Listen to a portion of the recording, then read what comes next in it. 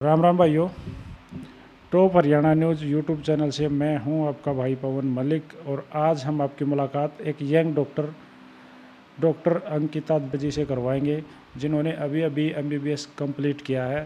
तो आज हम इनके अनुभव एमबीबीएस कंप्लीट करने में कितना संघर्ष इन्होंने किया ये जानेंगे। और आज जो भाई विश्व पे जो ये महामारी फैली हुई है इसके बारे में डॉक्टर साहब थोड़ा कुछ बताना चाहती हैं, तो इस बारे में हम जानकारी प्राप्त करेंगे और लोगों को एक अच्छा सा संदेश देंगे। तो नमस्कार डॉक्टर साहब। नमस्कार, मेरा नाम डॉक्टर अंकिता जाखड़ है। मैंने JSS medical college Mysore Karnataka से करी है एमबीबीएस। लास्ट ईयर कंप्लीट करी थी। अभी मैं पीजीआई रोहतक में प्रैक्टिस कर रही हूँ। वैसे तो जैसे पीजीआई में आप अभी प्रैक्टिस कर रहे हो, आजकल कुछ ज़्यादा खतरा डॉक्टर्स के लिए बहुत ज़्यादा डेंजर है ये सिचुएशन, तो आप कैसे हैंडल कर पा रहे हो? लोगों में जागरूकता बना बना के हैंडल करनी पड़ रही है। लोगों को समझाना पड़ रहा है कि सिक्योरिटी वालों को स्ट्रिक्ट एक्शंस देने पड़ रहे हैं कि कोई भी कोरोना का मरीज़ जो भी आपको सस्पेक्टेड लगे उसको नॉर्मल इमरजेंसी में ना घुसने दे, ताकि बाकी पेशेंट्स का भी भला रहे। और इससे क्या होता है कि हमारा भी भला हो जाता है, बाकी पेशेंट्स का भी भला होता है। अब अगर मैं इन्फेक्टेड हो गई तो मैं अगर दिन में 100 मरीज़ देखती हूँ तो वो 100 के 100 इन्फेक्टेड हो जाएंगे, फिर वो आगे कितनों को करेंगे, ये चेन बनती रहेगी। हमें ये चेन तोड़नी है। बहुत बढ़िया बात है। और हम ना थोड़ी सी बातें अंकिता जाखड़ जी के बारे में ही कर लेते हैं। पहले कोरोना का जो विषय है उसके बारे में हम बाद में बात करेंगे। तो अंकिता जी, पहले आप अपने बारे में ये बताओ कि कैसे आपके मन में आया कि मैं एक डॉक्टर बनूं? बचपन से ही सपना था मेरा कि मुझे डॉक्टर बनना है। तो पेरेंट्स ने इस बात में सपोर्ट किया और फिर अपनी पढ़ाई करी और बन गए डॉक्टर। और इसमें कुछ ज़्यादा तो है नहीं। ज़्यादा स्ट्रगल वगैरह नहीं करना पड़ा? स्ट्रगल तो था ही।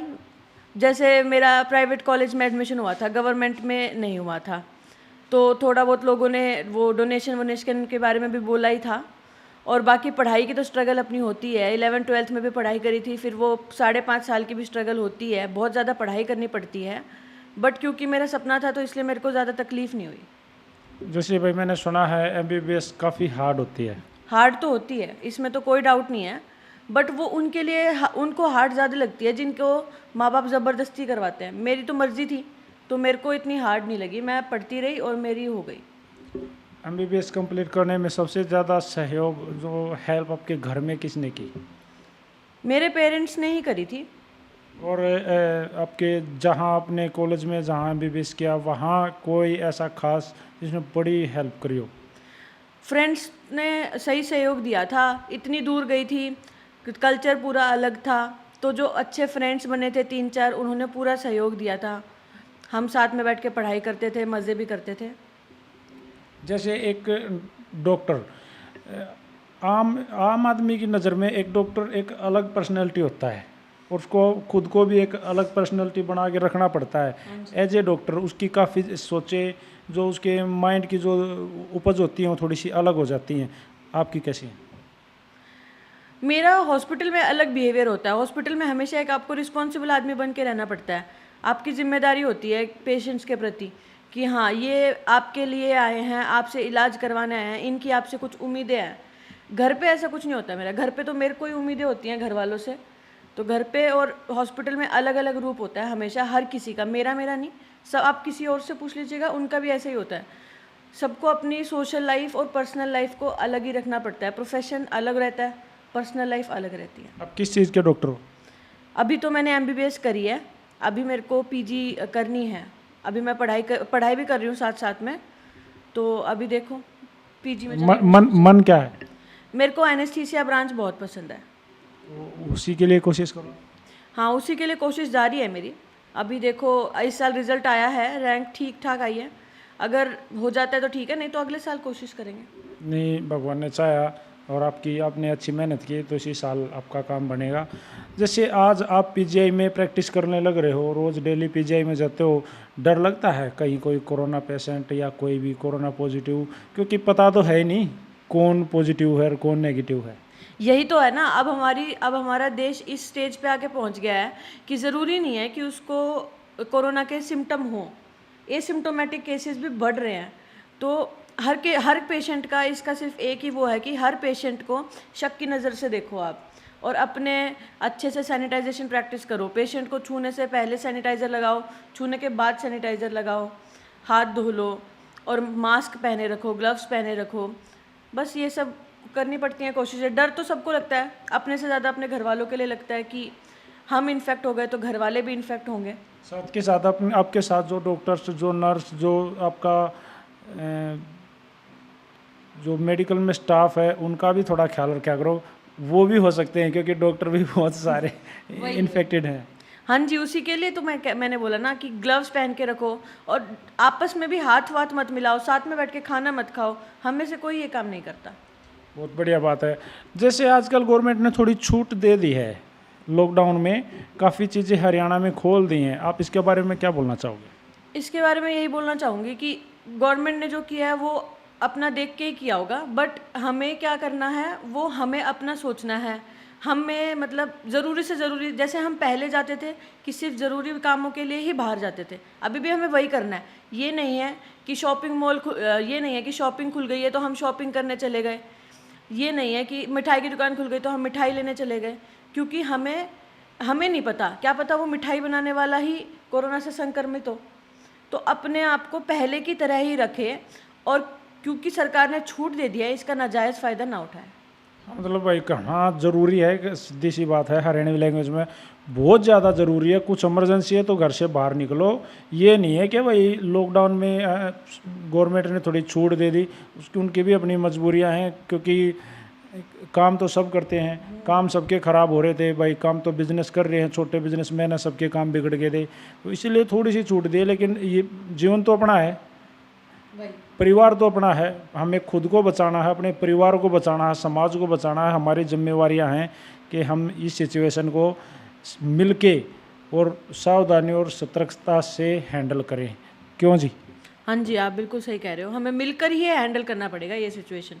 और फिर हमें सबसे एक और इम्पॉर्टेंट चीज़ का ध्यान रखना पड़ता है। अगर हम बाहर चले भी जाएं तो घर आने के बाद छोटी छोटी चीज़ें होती हैं, उनका ध्यान रखना पड़ता है। जैसे अभी मैं बोल दूंगी कि हम घर आके नहा लो, आपके अकेले के नहाने से ज़्यादा फ़र्क नहीं पड़ेगा।